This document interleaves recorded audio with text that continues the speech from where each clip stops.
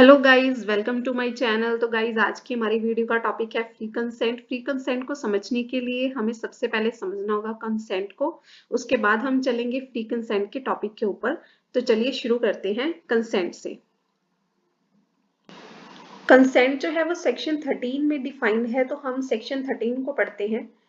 Two or more persons are said to consent when they are agreeing upon the same thing in the same sense.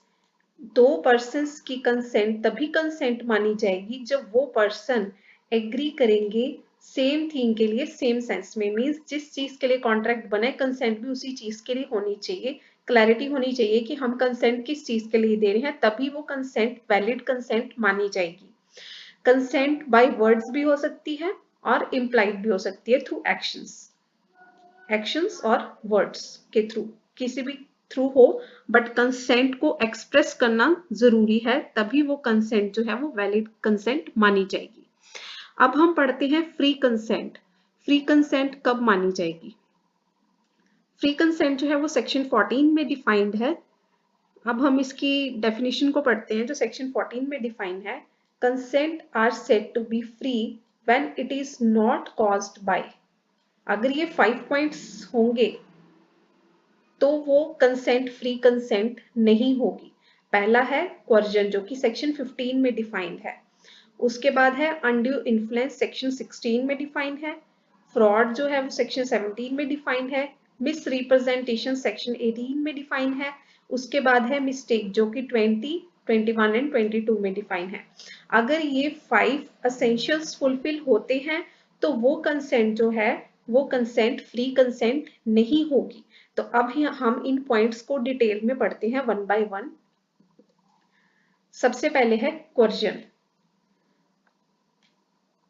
Coercion में क्या होना चाहिए? It involve forcing a party to enter into a contract against their will and effects the free consent and renders the contract voidable. इसमें क्या होगा कि एक party ने दूसरी पार्टी को फोर्स किया होगा कॉन्ट्रैक्ट करने के लिए उसकी विल के अगेंस्ट, मतलब कि उसकी फ्री विल नहीं है, उसकी विल को कंट्रोल किया गया है और उसकी कंसेंट ली गई है कॉन्ट्रैक्ट करने के लिए। तो वो कॉन्ट्रैक्ट जो है वो वॉइडेबल कॉन्ट्रैक्ट होगा अगर उसकी कंसेंट कोर्जन के अंडर ली गई है तो। उसके बाद है undue influence. It involves when one party take advantage of the position of power over another and the effects voidable the contract। इसमें क्या होगा, एक पार्टी अपनी पोजीशन का बेनिफिट ले रही होगी और उसने उसकी कंसेंट जो है उस पोजीशन की अपनी पोजीशन या अथॉरिटी के अंडर ली होगी, तो वो कॉन्ट्रैक्ट जो है वो वॉइडेबल होगा। फॉर एग्जाम्पल, जैसे कि एक पर्सन बेटर पोजीशन पे है, दूसरा उसके अंडर है, तो अगर उस पर्सन ने उसकी कंसेंट ली है तो ये माना जाएगा कि उसकी कंसेंट जो है अनड्यू इन्फ्लुएंस के लिए है। उस पार्टी को प्रूव करना पड़ेगा अगर उसकी कंसेंट जो है अनड्यू इन्फ्लुएंस के अंडर नहीं ली गई है, अदरवाइज वो कंसेंट फ्री कंसेंट नहीं होगी। उसके बाद हम पढ़ते हैं फ्रॉड। फ्रॉड और मिस रिप्रेजेंटेशन में हल्का सा माइनर सा डिफरेंस है, जो कि इंटेंशन से पता चलता है कि अगर इंटेंशन होगी तो वो फ्रॉड होगा, अगर इंटेंशन नहीं होगी तो वो मिस रिप्रेजेंटेशन की कैटेगरी में फॉल करेगा। It involves intention to deceive the other party by suggestion of a false fact, active concealment, और थर्ड है any other act fitted to deceive. It means कि अगर फ्रॉड से कंसेंट ली गई है तो पार्टी की इंटेंशन होगी कि वो डिसीव करना चाहता है दूसरी पार्टी को कंसेंट लेकर।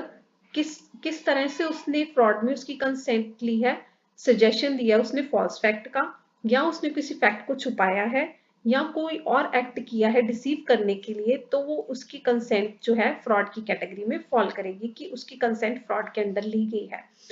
फोर्थ है मिस रिप्रेजेंटेशन।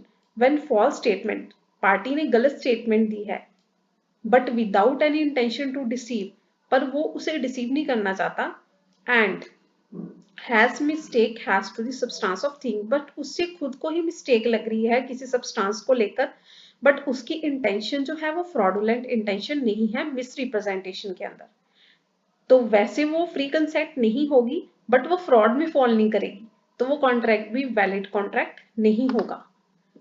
आगे है mistake.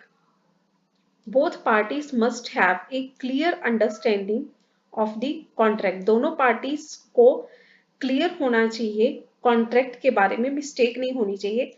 It can be a matter of fact as well as law, ये मैटर ऑफ लॉ से रिलेटेड भी हो सकती है, फैक्ट के रिलेटेड भी हो सकती है। If both the parties under mistake of fact then agreement is void, तो एग्रीमेंट जो है वो वॉइड होगा अगर दोनों पार्टीज जो है कि कंसेंट जो है मिस्टेक ऑफ फैक्ट को लेकर है। If one party is under a mistake of fact then the contract is valid.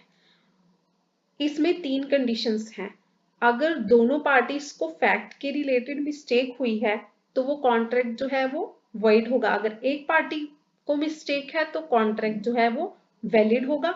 अगर मिस्टेक ऑफ लॉ से रिलेटेड है, लॉ से रिलेटेड अगर पार्टी को मिस्टेक है तो वो कॉन्ट्रैक्ट जो है वो वैलिड कॉन्ट्रैक्ट होगा, क्योंकि लॉ अगर मिस्टेक लॉ के रिलेटेड है तो ये माना जाता है कि mistake of law is no excuse, तो वो कॉन्ट्रैक्ट वो वैलिड कॉन्ट्रैक्ट होगा। तो उसके बाद है conclusion. Emphasizing the importance of free consent helps protect the parties from exploitation and ensures that contracts are upheld as legally binding।